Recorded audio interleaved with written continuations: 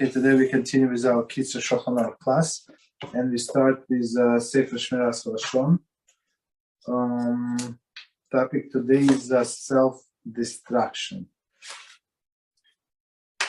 Self-destruction. Okay, and it says, in his last will, in the Testament, Rambam writes, prophets prophesied, and wise men spoke many words of wisdom regarding the wickedness or strife. Okay, regarding the wickedness of strife. And they did not plumb in its full depth. Okay, so the prophets prophesied, wise men spoken about in depth, about the wickedness of strife. And they did not plumb in full depth. Okay. Thus, any attempt to fully describe the great destructiveness or strife will be insufficient. We will therefore offer only a brief citation concerning this matter, and allow the men of intellect to ponder further the matter states. So basically, Rambam said that the prophets say and wise men explain, but it's not even enough, right? Not even full depth. Okay. So Medrash. Rabbi Berachia said, how destructive is strife? The heavenly court does not exact punishment from the living until age of 20. Right? That's a famous fact. So until the age of 20, the heavenly court cannot exact the punishment, but earthly court, as we know, from the age of 13 of boys. The Jewish court on the earth do not punish until the age of 13. Okay, exactly, for male. Yet, in a dispute involving Korach, infants were swallowed up into abyss, as it is written, with their wives, children, and infants. The earth opened its mouth and swallowed them and their households. They and all that was theirs descended alive into the pit. And 7. So basically, we see here not only that those were punished, but also children. But I'm in my previous class before this was we were learning the laws of Teshuvah, right? And it says clearly, Rambam explains clearly, until the 13 years old, these his children, 13 for boys and 12 for girls, children are considered the property of the father. So, and HaShem can bring the retribution on a person onto his property, on his house, on his whatever belongs, or on children. So children are considered the same property as the other thing. Right? Okay.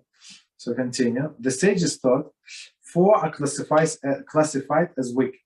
One who extends his hands to strike his fellow, right? He did not strike, but extends. When even if he does not actually strike him, one who borrows and does not repay, that's the problem, right? Also, wicked person. A brazen person who has no sense of shame before those of the greater stature than him, so he challenged everybody, he's a tough guy, right? And one who engages in strife. So one more time, let's repeat. So one who extends his hands to strike his fellow, one, then borrows money, does not repay, then brazen person that goes against the people of greater stature than himself, and the one that engaged in strife. Regarding the last sinner, it is written, turn away now from the tents of the wicked man. There is Korach and his group. So it's in the same place. HaShem said, everybody get away. Why? Because I'm about to basically to kill them all, annihilate them. How much inner shame should one feel for having been the cause of the dispute? would the person not be unforgiven if someone called him a rasha, wicked person, even in private, which no more than else present, right? Should not a person be overcome? Should not a person be overcome with the shame for having caused himself to be deserving of this description? So I mean, of course he did to himself. Should feel shame. Okay, right. That's it for today. So let's go to our Kitzur. Okay, so with and the end, last halacha. So it's Siman number 20 and CF 12. In the last CF in this chapter. And our topic, just to remind us, the laws of repetition, Shemoneh Esrei. Okay. So it says, the essence Kiddusha, prayer, which is a recitation of the verses. Holy, holy, holy is HaShem, master of the legions. The holy world is filled with his glory. So that's a translation of the first verse. And second one, and blessed is the glory of HaShem from his place, is recited 3 times during the Shacharis prayer. 3 times during the Shacharis prayer, right? Once in the blessing accompanied the Shema, right? Once in the Shema. Once it's Chazaras HaShatz, meaning when Chazan repeats the Shemoneh Esrei, and after Mechayei Chamesim. I mean, after Mechayei Chamesim, meaning it's in the Shemoneh Esrei, and once in Uvalitzon prayer. So in Uvalitzon prayer, like I would say, like prayer section. So it's after we finish the Shemoneh Esrei, and after we finish the reading of the Torah, and after we finish, of course, this Vidu and Tachon, so it's after that. Okay. So continue. However, there is a difference between Kiddusha of Chazaras HaShatz and others. During Chazaras HaShatz meaning a repetition of the Chazan, right?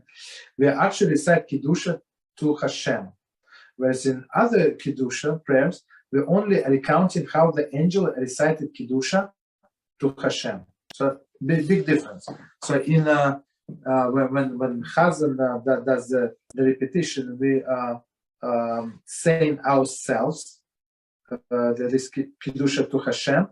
In other two instances, we just repeat what the angel said. So it's a big difference, right? One consequence of this difference is the halacha is followed in following sieve. Okay, so commentary. See Mishnah Brura 119:16 for another consequences of this. Okay. So basically, we say Kiddusha 3 times during the Shacharis prayer, 1 with the Chazan and 2 by ourselves. I mean, in Valitzon, I actually will follow the Chazan. So Chazan prompts, we will answer, and then he also says. But the first time we say it by ourselves in our Shema blessing. Okay.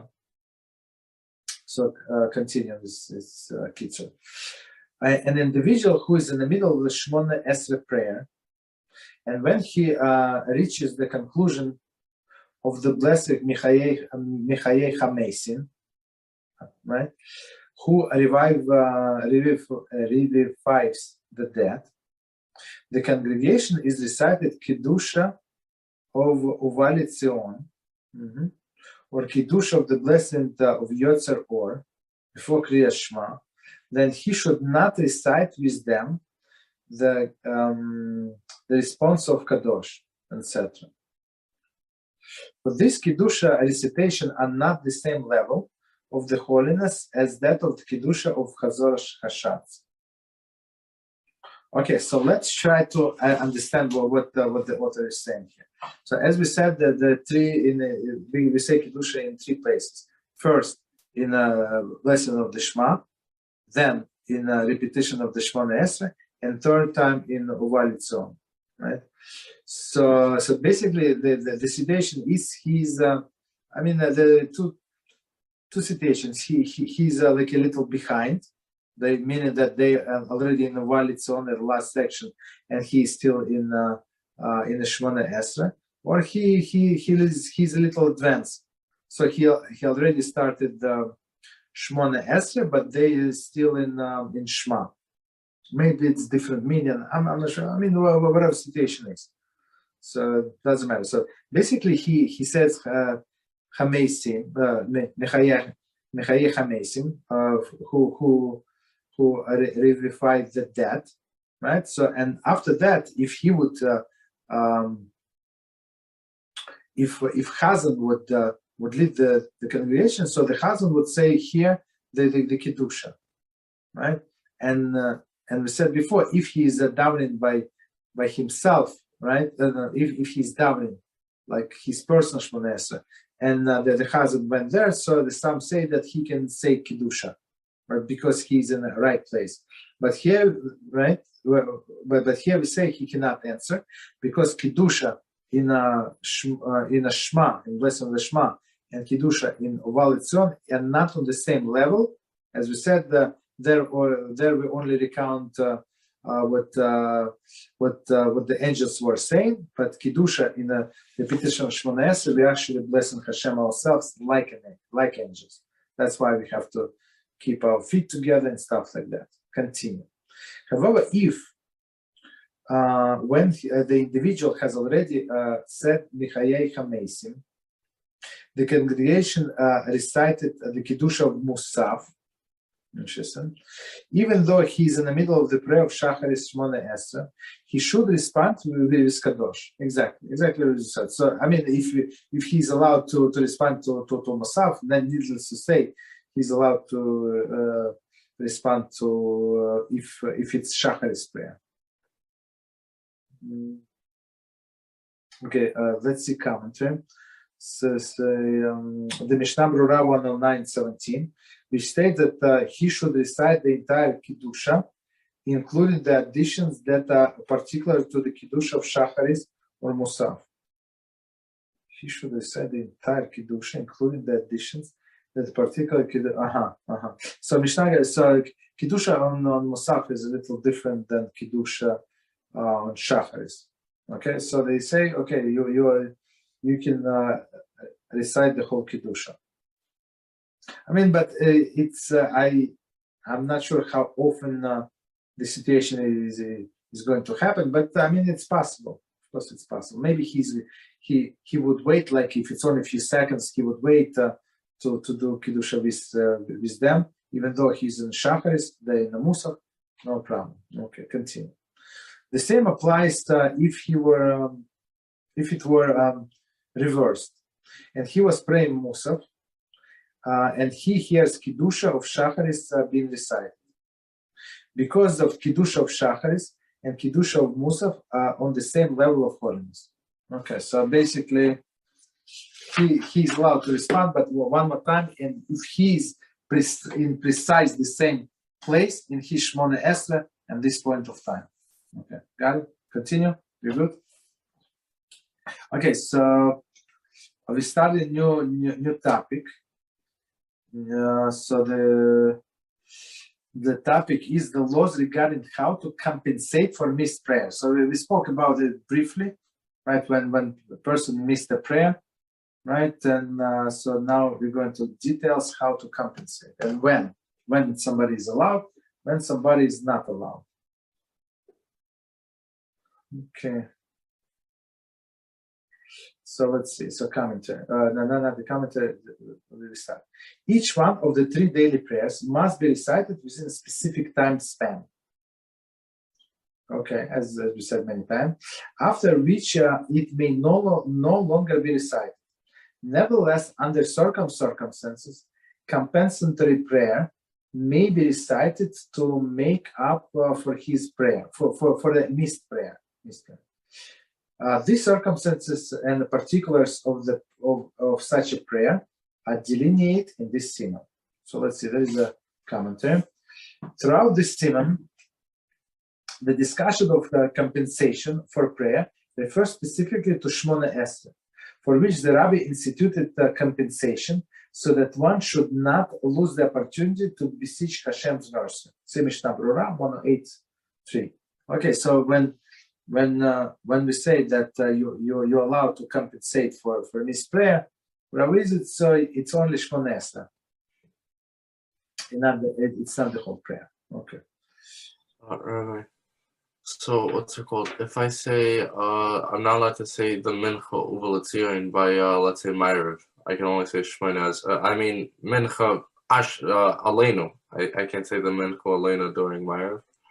Yeah, exactly. Mm-hmm. Okay, got it. I mean, okay, you can say Aleinu since it is a psalm, so you can say any time you want, but it's not going to be counted as you said that during the Mincha. Aleinu is all psukim. I thought some of it isn't psukim. I apologize. I thought you say Ashrei. No, Aleinu you can say it's psukim. Yeah. Oh, okay, Aleinu, got it. Okay, so continue. So Sif number 1. It has already been explained in Siman 18 that if one deliberately allowed time for the prayer to pass, he has no way to of compensating for the missed prayer. That's where when we get all these questions. Right? And I said have some patience and we're going to get it, to get it. Okay. So basically, if he did, he knew that the time is about to pass, and he said, no, let me go to the store, let me go to do this business, that business. So basically, there is no way for him to say this prayer again. Come to him, then not again, but to compensate. According to Shulchan Aruch 108.7, he may nevertheless recite Tefillas Nadav, the native prayer. So meaning extra prayer that we're going to learn about it. Mishnah Berurah 108.22, Shulchan Aruch 107, for the laws pertaining to this type of prayer. Kitzur, however, rules that the native prayer is never recited nowadays. Okay. So the native prayer, it's like a voluntary, completely. If I remember correctly, so he has to like add something or add some some requests to that prayer. But okay, so let's go by Kitzur.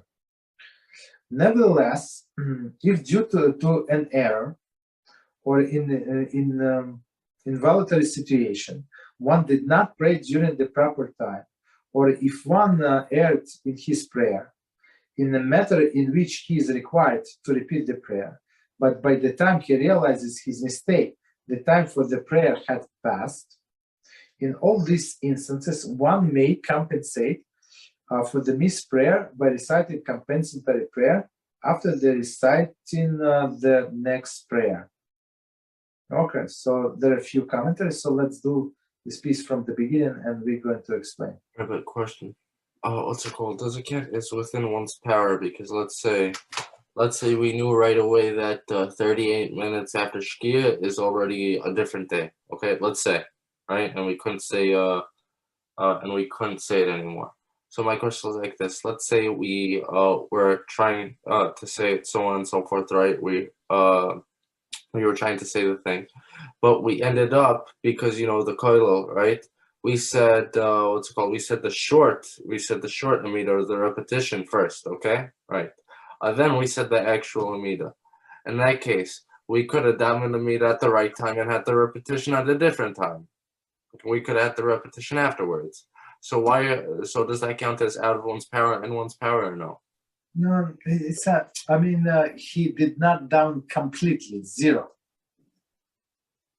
He did not pray, period. Why not? Exactly, that's the question. So they say in a situation beyond his control. I don't know. He was he was sick. He has a high fever in the morning, and let's say by afternoon he feels much better. There is no more fear. At least he feels better, so he can pray. So even though he's not obligated to pray, but he can pray on Mincha two prayers, one for Shacharis and one for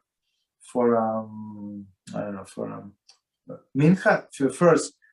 First you always pray the Shemoneh Esrei for the prayer, that the current prayer, and then the second is additional one, not the opposite. You understand? Or I know something happened in his house, like he had a flood in his house. I don't know, whatever happened. So, and he was taking care of this flood, right? And stuff like that. And by the time he finished, it was too late to pray Shacharis. I think it's possible, or other things, children, small children, many other things. In the case that I gave you, it's not at all. He didn't say the Amidah. No. I mean they prayed. Here he missed completely, or he made a mistake. For example, as with all these additions from our not from previous chapter, but from the chapter before, right? He missed this addition for Rosh Chodesh, for this and that. So when we require him to go back, or he did not say Mashi Faroch Morit Hageshem, right? Or said whatever mistake he made, when he's supposed to go to the beginning of the prayer and he did not, then he realized later, somebody told me, did you say this addition? We actually start today. He said, whoa, I forgot this and that. So in this case, he has to pray again. So he has to pray again in the next prayer. Mm-hmm. So one more time. He missed completely, or he did, or he erred. That's two scenarios. But then, of course, there was circumstances beyond his control. If he planned like that, so I said, no, I don't have time for Mincha now. I'm going to pray Maariv. It's a kosher minyan, very important minyan, and I'm going to pray to Shemoneh. So it's not working. So he's not allowed to say that second Shemoneh. Okay, so let's go from the beginning of this part, and we're going to explain. Nevertheless, due to an error, there is either he simply forgot, or he thought that he had already prayed. I mean, possible, but later realized that he had not done so. Okay. Right, so if he erred, or in involuntary situation, for example, he was unable to pray due to the illness or intoxication. Okay, why should have he drank in the first place? That's a different story, but okay. One did not pray during the proper time, or if one erred in his prayer, so that's a second scenario. In this matter, in a matter which is he's required to repeat the prayer, but by the time he realized his mistake, the time of the prayer had passed. So of course it's properly to pray as soon as possible, right? As we said before, you made a mistake, so try to pray right after this prayer, or if you just realize after he finished down it altogether, so pray this Shemoneh. So basically, don't postpone it. But here in this case, he did not until it's too late. Okay, we have a lot more.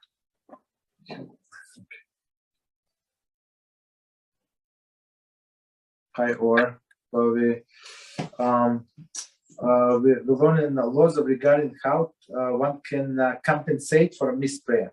So if you did not say a prayer for whatever reason, so I mean not voluntary reason, so you are allowed to say it in the next prayer services. Okay, so continue. Just one second. So let me say it again. In the matter in which he is required to repeat the prayer, so he missed something in a Shemoneh Esrei, and now he has to go back. But by the time he realized his mistake, the time for the prayer has passed. Okay, which is possible. In all these instances, one may compensate for the missed prayer by reciting compensatory prayer after reciting the next prayer. Meaning, as we said before, prayer means what? Prayer means Shemoneh. So after he recited, for example, he missed Mincha, so now he went to Maariv. So he prays Maariv Shemoneh Esrei, and then he prays Mincha Shemoneh Esrei. Commentary. For example, one recite compensatory prayer missing Shacharis after praying Mincha. Okay, so they give a different example, but same logic. Continue. However, he must first recite prayer whose time it is. So as we said, so it's Mincha now, so recite Mincha, and then even you will say, what's the difference? The prayers are the same. The prayers are the same, but intention is different. You must have intention that you pray the correct prayer. Right? So one more time. However, he must first recite the prayer whose time it is, and only afterwards he can recite the compensatory prayer. Number 7. Commentary. If he reverses the order, he is required to repeat compensatory prayer. So that's so if meaning if he reverses the order,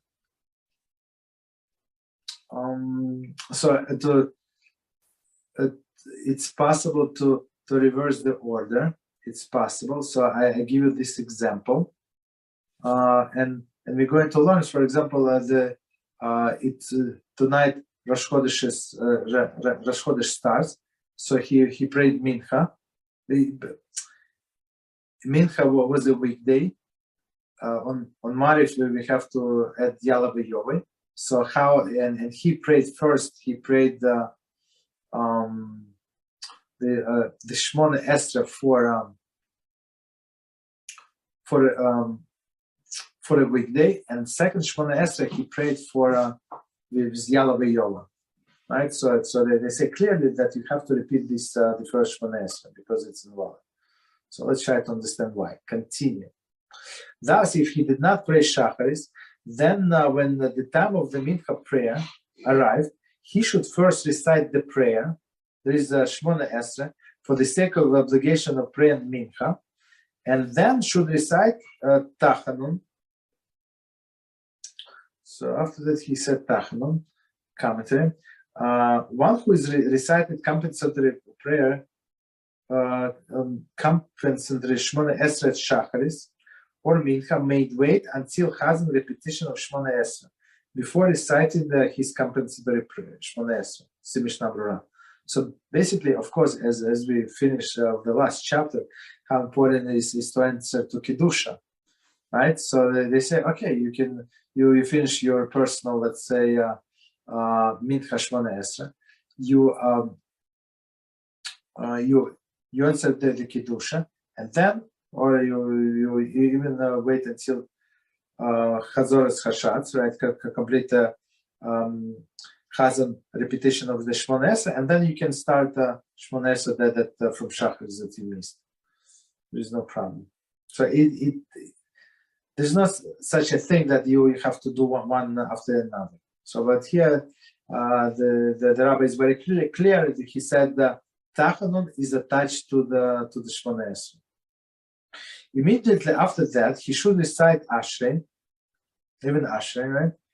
And then pray another Shemoneh Esrei to compensate for Shacharis Shemoneh Esrei that he missed. So basically, we say he's saying even not only after Tachanun, but even after Esrei. So I guess when they say Esrei, meaning even after Uvalid Son, meaning after he finished completely praying,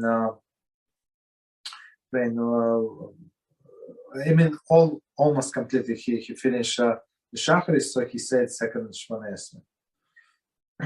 Continue. Similarly, if he did not recite Mincha on time, so before that we said Shacharis, now we said the Mincha on time, he should then at proper time recite the Maariv Shemoneh Esrei, and then wait only the amount of time that it takes to walk for Amos. They say approximately 2 or 3 seconds. In this case, however, he does not recite Esrei, okay, as we said before. Rather, he should immediately recite the Shemoneh Esrei prayer to make up for Mincha. Okay, so in this Shacharis is very simple. I'm sorry. In the Maariv is it's very simple. So he finished the prayer, right? His Shemoneh Esrei prayer. He waits 2-3 seconds, and he starts second Shemoneh Esrei. Wait, okay, now just 1 second. One more time, just to make sure that we did not miss anything. Similarly, if he did not recite Mincha on time, he should then, at the proper time, first recite Maariv Shemoneh Esrei, as we said, and then wait only the amount of time that it takes to walk for Amos. And then, in this case, however, he does not recite Ashrei. Okay, so Ashrei is, that's it, he means Ashrei. Rather, he should immediately recite Shemoneh Esrei prayer to make up for Mincha. Okay, we did not miss anything. So let's see. Rabbi. Yes, go ahead. When we say immediately, do we mean after the repetition or no? No, during the Maariv there is no repetition. No, I'm saying in general, because for other times you have to do it, what's it called? Because let's say I missed Shacharis and now it's Mincha. And I just have Mincha and now they're about to repeat the Shemoneh Esrei. So do I say it while they're repeating it? Let's say I have 30 people, I know 10 people are listening, let's say. Exactly. So you can do that, but they say that the proper way is to at least do Kiddusha. And then Sefer to Kiddusha and then do Shemoneh Esrei. Or they, another opinion said you even allowed to start after the completion of the Chazor, repetition by the Chazan. Why? You don't need the minion. You personally do not need the minion for that. You compensate for something previous. Maybe it's a good idea to start at the same time as the Chazan, no? Maybe. I mean, unless you know the Chazan, unless you know that his tune, so it's not so easy to follow. Got it. And I say better not to. I mean from myself, just logically. I'm talking logically, right? So you would not be able to concentrate on what he's saying because you would always think to be like in sync with him. You understand? So I don't think it's a good idea. In other examples that we gave before, if it's that's preferable way, that's I mean he has no choice. That's a different story. But here, as you said in an example, you said there are other people, 9 people who can answer. So basically, don't do that. Okay, so 1 second. I want to see something. Immediately after he should recite Ashrei. I'm trying to understand why they say Ashrei but not while it's on. Shacharis. He's a Shachar here.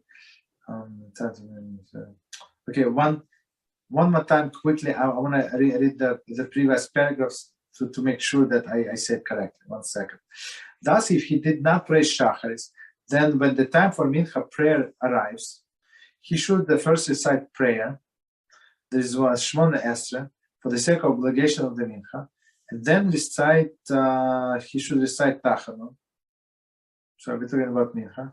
Immediately after that, he should recite Ashrei.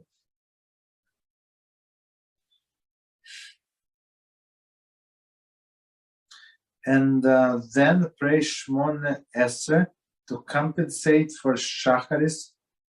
Shemoneh Esrei that he missed. I'm not sure what does it mean. So looks like between the two Shemoneh Esrei, the author is saying that to recite Ashrei, because in Mincha there is Ashrei only before the Shemoneh Esrei, right? Then you go Shemoneh Esrei, then Aleinu Shabeach. I mean, then Tachanun and Aleinu Shabeach. So looks like he said that the way it is written here. So he said, do Mincha, Shemoneh Esrei, do Tachanun, do Ashrei, and then do second Shemoneh Esrei. Okay. So I'm not sure. I'm not sure why. I think I learned it, but I don't remember what was the reason. Why do you need the second Ashrei? Okay, but anyway, we just follow whatever they say. I think even if you forget about Ashrei, it still should be sufficient. Really? Do the same laws apply to Shema or no? If I miss Shema, if I no. It's only for what is it for Shemoneh. For Shema, if time passes, that's it. You cannot compensate. I mean, you can say Shema with even after some even after certain times and until the noon, right? The actual noon. Some rabbis say you can even say with a blessing before and after. Some say better say without blessing. Some say that you can even say with blessing, but it's but after that time you can only would only be counted, right? And even after afternoon, it's not the proper time, like before afternoon. So after the fourth hour, that's it. It's like too late. Understand? So, but it's going to be counted for you as you learn Torah, at least something, right? Understood.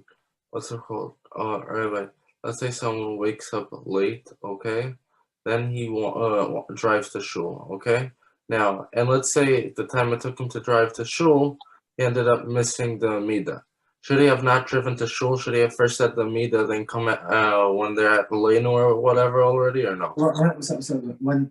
When you say missing Amidah with congregation, or it was too late to pray anyway? I mean, you missed Shacharis. No, but what is the point to go to shul if you're not allowed to pray anyway? What is the? No, I'm saying, for example, if he were to drive right away, right, he would have what's it called? He would have not came on time for Shacharis, okay, right? But sometimes they do it in shul, for example, Shabbos, where you miss Shema, right? But everything else you could still say. You see? So I'm asking, let's say, if he didn't wake up so late, if 20 minutes earlier, okay, he would have been on time for Shemoneh Esrei.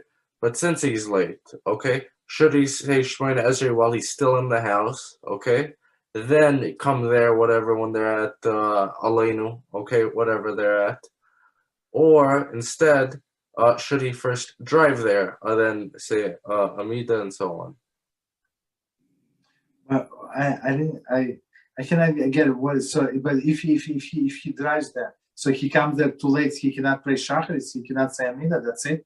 It's cannot. So what is the point to go there? Just pray at home. That's it. And I said so. This it's like a I don't know like it's very I would say just give us very precise time until you can pray. So you can if of course it's preferable, as we said before many times. Of course there's no question about it. It is proper to pray with a minyan in a shul. So if you have other minyan in shul, highest sanctity for sure. There's no there's no doubt. But in this case, I mean, if he's going to get something right accomplished by in parts when he can pray on time, or he's going to miss but go to shul, there is no purpose. You understand? But we say, and on another hand, even if he's going to pray alone, but he can go to the shul. For example, he missed Mincha. In that shul, they pray 140 minutes, 145 minutes every day, let's say, right? And then he wants to go to 3 p.m. Right? He has free time. Of course, it's he should go to the shul. The sanctity is better, right? But still, because he should go to the shul, but it's in a proper time for prayer. That's okay. Israel, you want to say? Yes. About this, will the shul close the doors if Shacharis times already started? No. They don't close the door. No. So you can enter to the shul in middle of Shacharis and they won't say anything? Yes. No, they won't. I mean, it's annoying when they're praying and some especially when people come, all of the late comers, they make a lot of noise somehow. They with the key, with this, with that. I mean, if you come quietly and sit on the back, that should not be an issue. So as David was saying, if you are not going to get on time to Shacharis, is not worth to go and drive to the shul. Yes, yeah, but he specific example. That's why I asked him all of this question. So in his example specifically, he said that if he is going to drive to shul, he is going to miss so he was going to come there too late. You understand? Too late. It's too late. For example, it's too late to pray Shacharis. That's it. So let's say I don't know what time is now. It's maybe 11 o'clock, 10:45. I'm not sure. Whatever. So let's say until 10:45 you're allowed to pray. After 10:45 you're not allowed to pray Shacharis. I mean there is some exception. They say some say it's up to the midday, but we go with strict opinion basically. And another question is if you can pray the Shema without the blessings anytime. Yes. It's since those are psukim from the Torah. This parts from the Torah, right? Okay. So you can say it, but it's going to count for you as the learning of the Torah, not as the same as the Shema.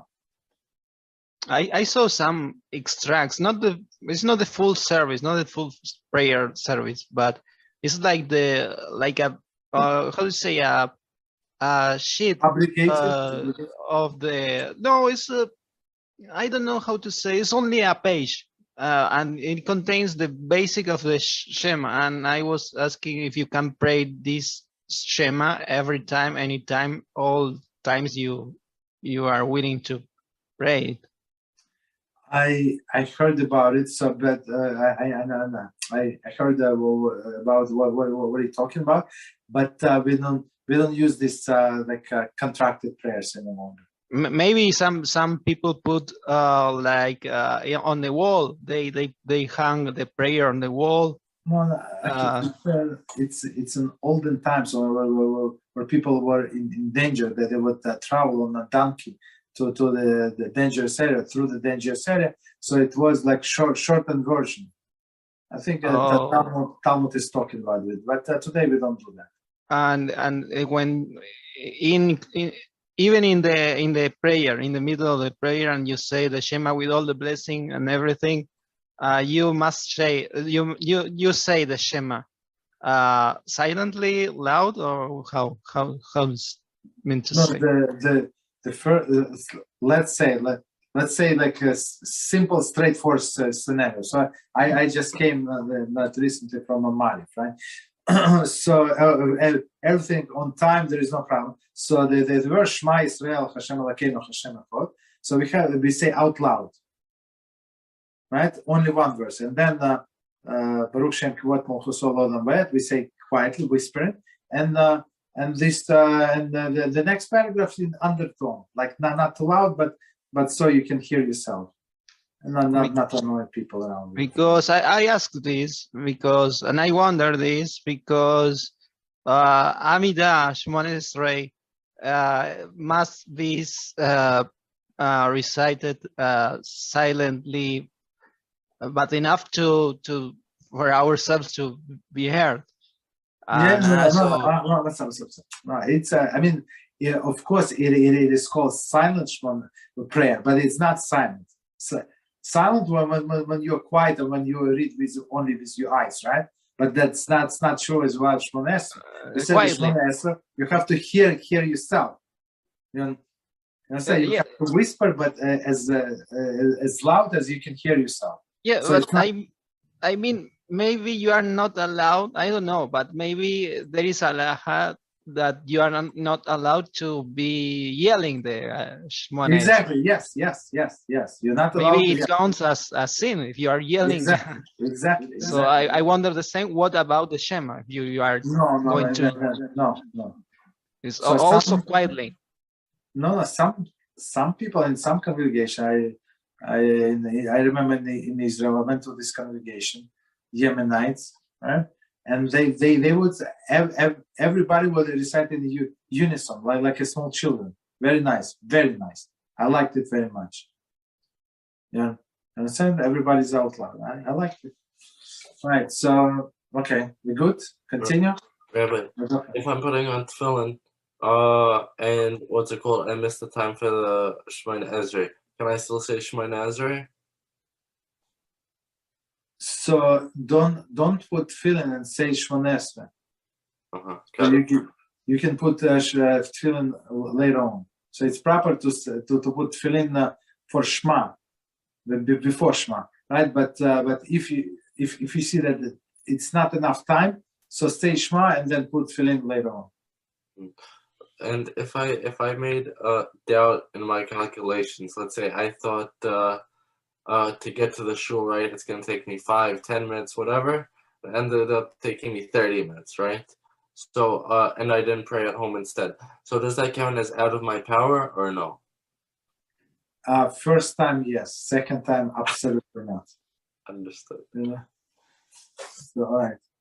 So same with other halachas. I gave you this example. There is a thing. It's Eruv Tefillin, right? So you can cook from holidays, right? On Shabbos, when 2 days of holidays and then next Shabbos, right? So I say, but what happened if a person forgot? So what was he? So he's allowed to rely on the Eruv of a rabbi of the city. So a rabbi of the city or main leaders of the city, religious leaders. So when they do it, their own Eruv. Even in our family, we say out loud that we include all of the people who did not do it, right? Our neighbors, whatever, right? We say it's a statement, right?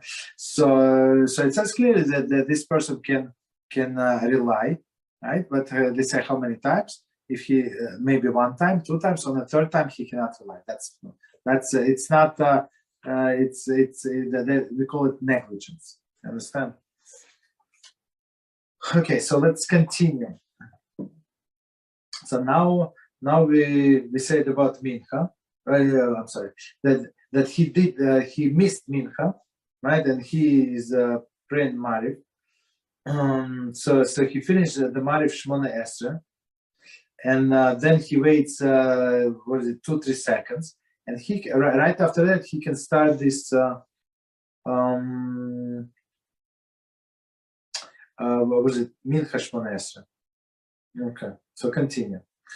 And if he did not recite Maariv, possible, he should then on the following morning, after Shacharis Shemoneh Esrei, recite Tachanun and Ashrei, right? And recite the recite the second Shemoneh Esrei for the sake of making up the missed Maariv prayer. And afterwards, he should recite Lamnatseach and Uvalitzion, etc. So let me finish and I'm going to explain. And complete the morning services. And just as it is prohibited for one to eat before reciting other prayers, so too it is prohibited for him to eat before reciting this prayer that is being recited for the sake of Maariv. Okay, so let's try to understand. So now, even now he makes this Maariv prayer, and the next logical prayer is Shacharis. So on Shacharis, so he's a sequence. He does his regular Shacharis prayer. He does this this Tachanun. Let's say they read Torah. Like let's say today is Monday. If on Monday they read Torah, so he listened to the Torah reading. Then after the reading of the Torah, there is Ashrei. So he says Ashrei, separate prayer, and then he says this Shemoneh Esrei from Maariv, and then he continues with the rest of the Shacharis. That's the sequence. Okay, so they say the Lamnatseach Uvalitzion. That's the thing. Like to simplify things. So he say Ashrei, which is first part of the conclusion of the Shacharis prayer. After this Ashrei, which is Psalm 145, he says compensatory prayer for Maariv, and that's it. And he continues with the Shacharis things. Rabbi, okay. Why over here we say he does say Ashrei, but for Mincha, let's say you missed what's called Mincha when you don't say Ashrei. Okay, but here, this is Shacharis prayer. Esrei is a part of Shacharis prayer. After the Tachanun, let's say today's Tuesday, right? Today's Tuesday. So today is no Torah reading. After you finish Tachanun, you say Esrei. Page in our Sidurim 150, 150. Okay. So that's it's not what I'm trying to say. It's not something like out of ordinary because he wants to add that prayer. He has to say Esrei. Not true. It's Esrei is a part of. So basically, this Esrei, I don't remember exactly the explanation, but it connects to the Shemoneh to the previous Shemoneh Esrei. Okay. Okay. Any other question? Okay, go ahead. Yes. Tachanun. I read that maybe that that prayer is with minyan. What is exactly Tachanun? Tachanun is like supplicatory prayer. So when you ask HaShem for mercy, so there are two different Tachanuns. So one is a longer one, is on the days when we read Torah. Meaning what? On Monday and Tuesday. On Monday and Thursday, we said the longer Tachanun. It takes some time, right? But on all other days, except Shabbos and holidays and Chol Hamoed, all this on Hanukkah also. Hanukkah is coming. We also do not say Tachanun because all of the holiday and minor holiday they call it. We don't say Tachanun, so it's a shorter version, right? And so there is a tradition, as we explained last time. Time before, the Ashkenazim fall on their hand, or like this, go like this, but Sephardim don't, and there is a little different, what is it? The text between the Sfard and Nusach Ashkenaz. It's actually I just look at the next. It's next Siman. It's next. We're going to learn in details the Tach. So Sephardim don't say Tachanun? No. They do say, but they do not fall on their hand. Like we go like this. But that's so a little different than the text. It is with a minyan or with a minyan? Okay. So you can say with or okay. The falling on the hand is only when you have a Sefer Torah. Forget with minyan or without minyan. So you have to have a Sefer Torah present in that place where you're praying, basically. So if you, for example, if you're praying at home, so you don't fall on your hand, you do exactly as Sephardim do. But Sephardim don't fall on their hand even if there is a Sefer Torah. And but before that, we say Vidui. Vidui is a special prayer, right? So for Vidui, if you look at the commentary, the first part, you're allowed to say, right? So you bang our chest for all of the sins, right? So one part you're allowed to say even when you pray by yourself, but the second part, it says clearly in Sidurim, you're only allowed to say when you're praying with minyan.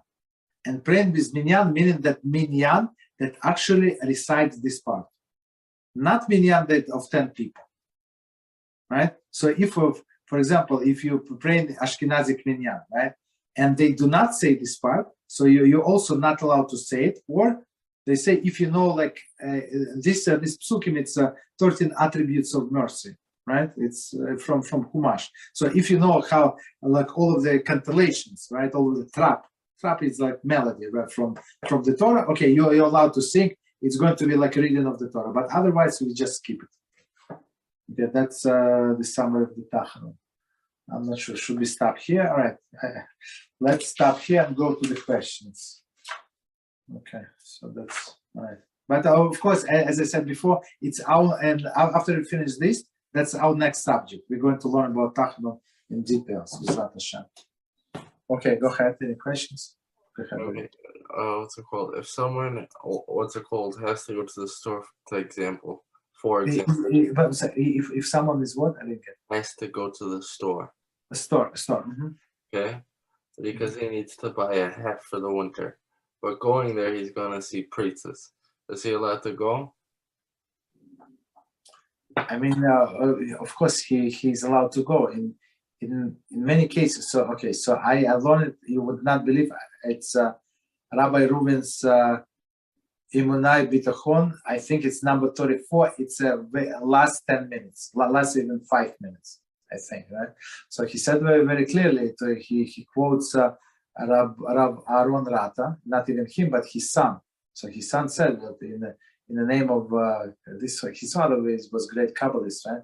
So he said that if you go on a small street and you have no choice, because as you said, you have a store there. That's the only store that you can buy a hat, or that's where your job is, and you're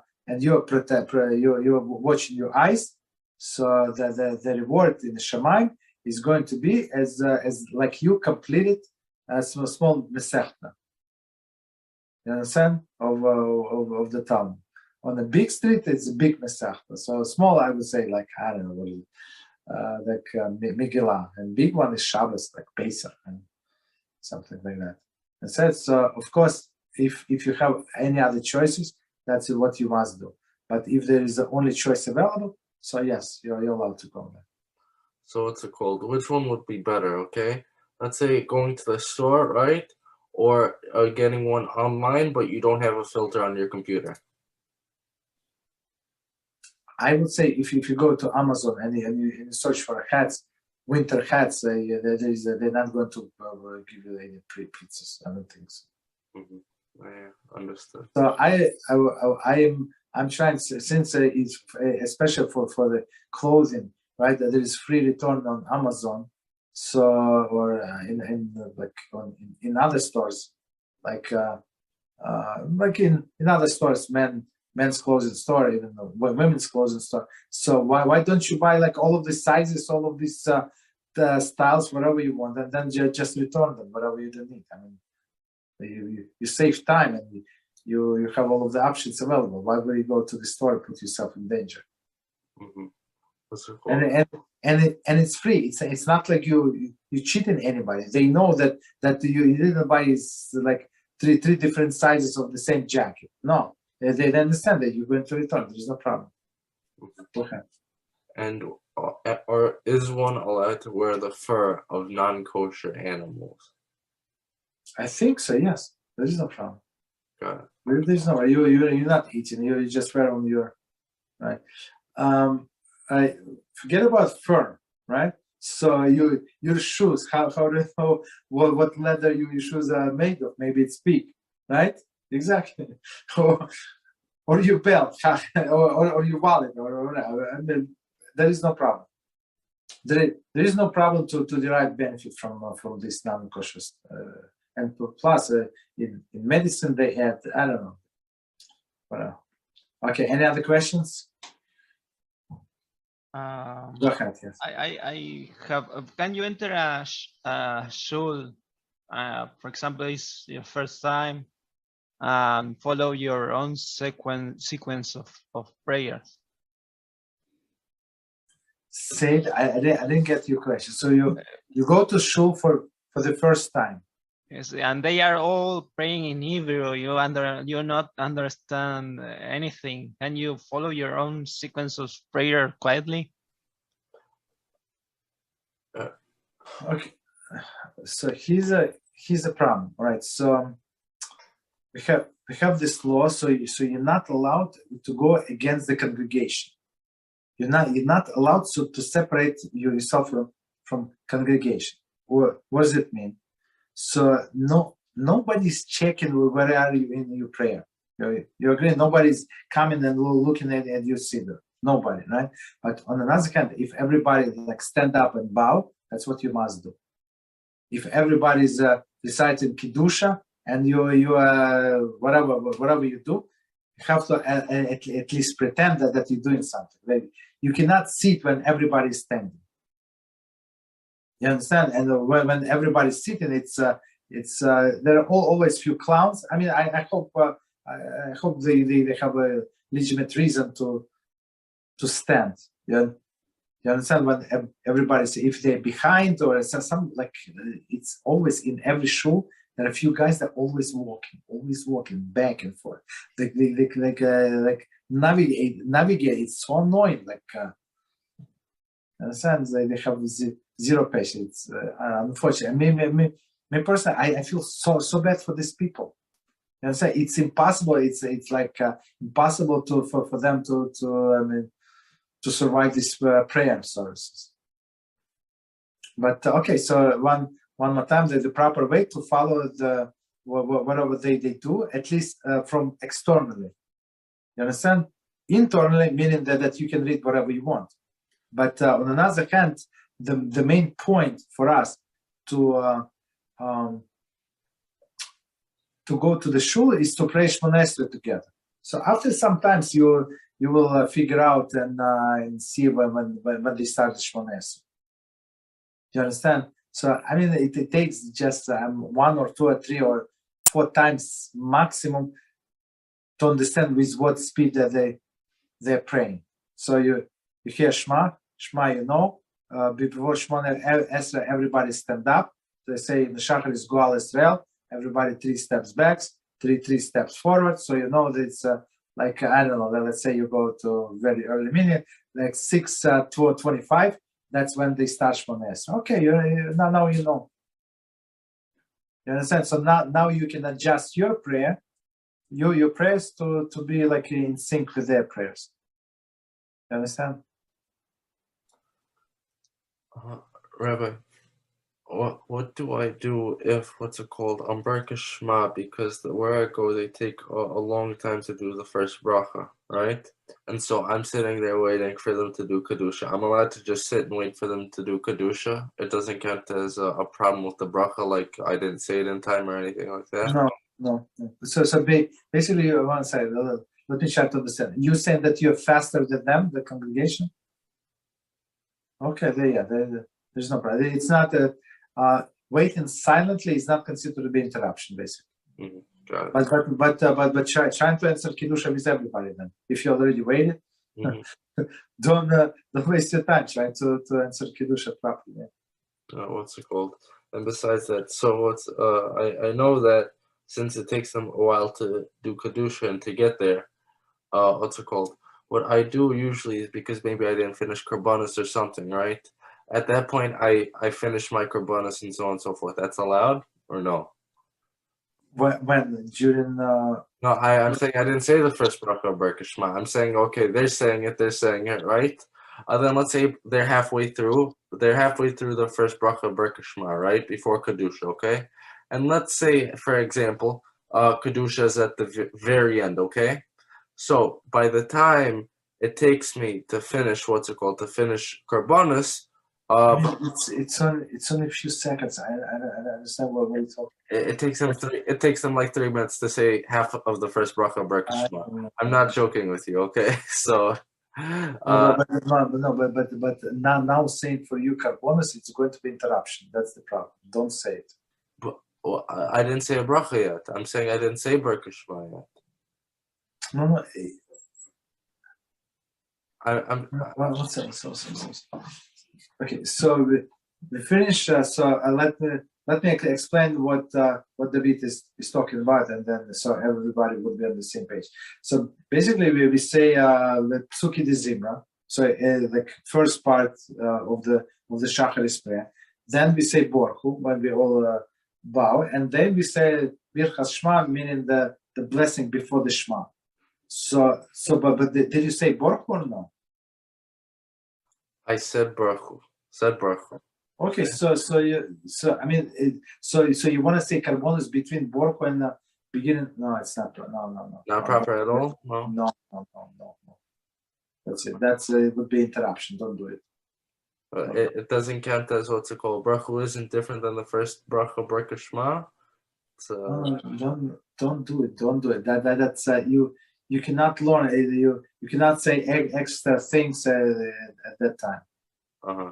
what's it called? But I can say it before after I finish Psuke December before brocho, right? Or if you're waiting for them, yeah. Okay. If you're waiting for them, yes. Understood. And I can also do it after what's it called? I finish Shemoneh Esrei before the repetition, right? I mean, if you finish early, yes. Understood. Okay. And one more thing. Let's say the person, because for me, everybody says Tachman very, very quickly. So my question is like, I don't know. It's you're talking about same place. They say Birchas Shema 3 minutes and Tachman very quickly. Same place or different place? Everywhere I go, they say Tachman quickly. No, but in this place, when they say the first blessing for 3 minutes, I mean, in place I go, they say everything in 2 minutes. So how is it possible? So I don't know. I've been going there. It's probably normal speed, but for me it's too quick. For me it's okay. All right. Okay. What's it called? So long story short, let's say I'm still bowing my head, right? Because I go to a shul, right? They're saying Vidui during Mincha, like we talked about before, right? And somehow I finish I finish my whole Tachman while they're already saying Kaddish. They're about to go say Kaddish. You hear? Yes. So the problem is like this. If I have like 3-5 words left, right? And he just started saying Vizgadel, Vizgadesh, so on and so forth, right? I'm allowed to finish those 5 words? No, stand up. Uh-huh. Stand up, answer without to Kaddish, and then you can finish. Uh-huh. So let's say I bent my head. Okay, let's say there are 3 paragraphs for when you bow down your head, let's say, right? Yes. So let's say I finish 2 paragraphs, they start saying Kaddish. I only have to finish 1. I don't have to go from the first 3. You just stop wherever you are, answer Kaddish. That's what I do. I do exactly what I do. And then they continue with Esrei, right? And I do with my Tachman. Oh, sorry, but you say Tachman, but you finish saying Tachman where you ended up, right? Not at the very start of Tachman. No, I mean they started Tachman and finish, and I'm still on first paragraph when you bow your head, right? They already finished Kaddish. I agree with you. I'm saying I'm on the 3rd paragraph. They start saying Kaddish. When I come back, I say the 3rd paragraph, or I have to. No. You just start where you left off. Like it just the main point. If you can finish paragraph, or don't start the new one, because you know it is coming up, right? If you for whatever reason you started, just try to finish sentence you must finish, and then start with the next sentence. That's it. You don't have to go to the beginning. Understood. Okay, no problem. Any other questions? Here, if you pray some sections, you know how to say in Hebrew some sections of a prayer. Mm-hmm. The rest you pray in English, but some you know how to pray in Hebrew. Yes. Do you replace the keys in every holy name? No. You don't. You say properly. So there is no okay. So let me explain everybody what Israel is asking. So he's asking if you can pray in a mixed prayer. So some things you can know in Hebrew, some things you prefer in English for whatever reason, doesn't matter. So you can mix and match. There is no problem whatsoever. You can mix, but make sure that you do not repeat the same thing. So if you already said this sentence 5 times, sentence whatever in Hebrew, right? Make sure you don't repeat it in English or opposite. Because I have, for example, I have the transliteration of the Amidah. Okay, exactly. And I'm having doubt when every holy name appears, if you have to put the key or to say it. No. Correctly. You say properly because it's in the middle of the prayer. Of course, you say properly. You say Adoi and in English you use I think yesterday we saw that we must follow English, exactly in English scroll Sidur, it says exactly well, whatever they say it's proper. So we don't we don't question their judgment. Whatever they say, whatever it says in article Siddur is proper. But when you read it in Hebrew, it says Adoy, right? It's like four letters. It means we pronounce as Adoy, not as HaShem.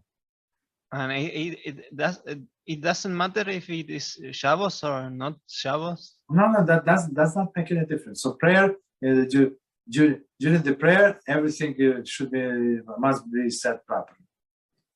And the other question was if are there any synagogues that pray the less critical prayers of each prayer service in English? I think I say it again. If any synagogues that pray less critical prayers of each prayer, yes. Or maybe in Reform that's what they do, but Orthodox we don't do it. They would sing in English and stuff like that, but here we don't do it. So it is halakha to make all the prayer service in Hebrew.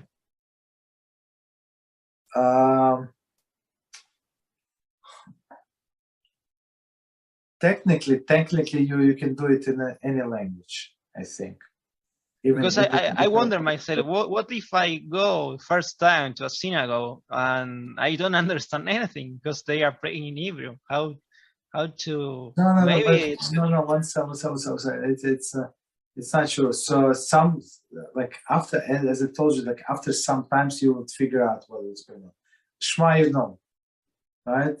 Baruch Hu, you know, when they say Baruch Hu and everybody bows. So the few things that you know, and by few things, like every time you would add more information, and you will learn like this congregation does, what speed they pray and stuff like that. It takes very short time to adapt. And for plus, example, the other day I was watching on YouTube. I was Hassan. It was Hassan from Morocco, another from Sefer, Hassan. They were praying the Amidah, but they are praying with Aminyan, and I tried to follow, but at some point they say, for example, I think it was Kedusha, because I couldn't get what they were saying, but the rest of the prayer I almost get it in Hebrew, but some parts was. Why would they pray without minyan? What is it? No. I mean, I was trying to see how it was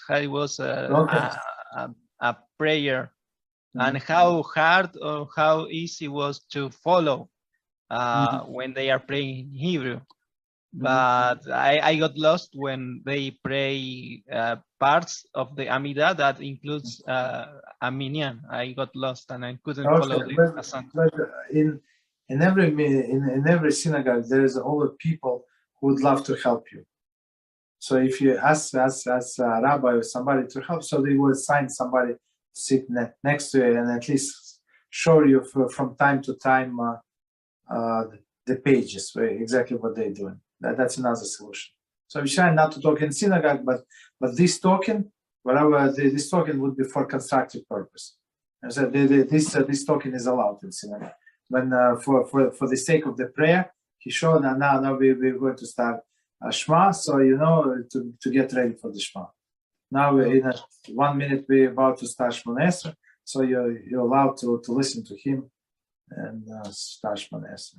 And finally, if I go to a synagogue, it's hypothetical, obviously, and say nothing, just stay in the back and just observe. Can I go? I mean, it would look a little strange, but if you take a siddur, there is no problem. Just pretend that you're reading, but you can observe what's going on, basically. And I think you are not going to be counted as part of the minyan if you are going to stay in the background. No. I mean, so don't. So in your situation, so only make sure that they have more than 10 people, Or if it's less than 10 people, you must let them know. Okay. Yeah, you understand? But basically, when I go to different places, when I cannot go to a place where I don't talk to anybody. What do you? I don't talk. Period. So you take your siddur, or you have in some places, like let's say it's like a makeshift minyan, right? Like so you pray from your phone, from you siddur, like a pocket siddur, whatever. I mean, we don't talk to each other. I mean, just pray. Okay. Any other questions? Or you're too quiet today. Any questions? Anything on your mind that bothers you? Okay, you're a happy person. I have many things that bothers me, right? All right, Baruch HaShem. Until tomorrow then. So tomorrow is Kirkot Diot. Beezrat HaShem. Thank you. Good night. Good night. Thank you, Rabbi. Thank you. Take care. Bye-bye.